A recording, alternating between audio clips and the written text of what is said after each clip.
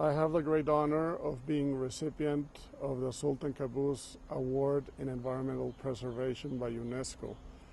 The main reason for the award was the work that I did leading a team of dedicated Mexican conservationists in putting protected areas, and in particularly internationally designated protected areas, in the national and global agenda.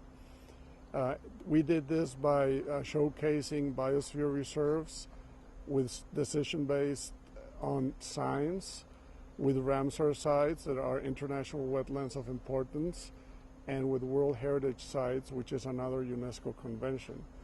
And this type of teamwork to us can serve as an example globally of how one country commits to its environment and to its protected areas, but it's also a sign of cooperation, which I think is very much in the spirit of this award.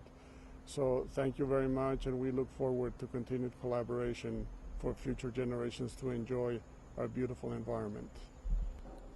The award carries a lot of responsibility, but also many benefits. It's a responsibility because anytime you receive an award, you have been signaled and you need to use it in a way that you benefit whatever the cause that you work for example, conservation of protected areas in my case.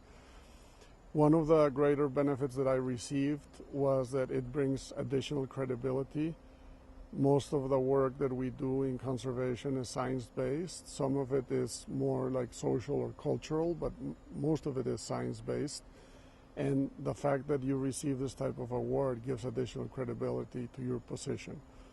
This credibility is very important because in many countries you have to be talking with politicians and with decision makers on the importance of the environment.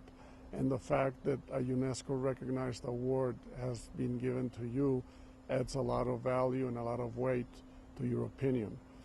And in that sense, after I received the award, I was able, for example, to increase several-fold the number of Mexican protected areas in the UNESCO MAB Biosphere Reserve Network of protected areas. And I was also able to achieve some legislative changes with the help of Congress that will make Mexico a better country in terms of conservation over the next 25 years.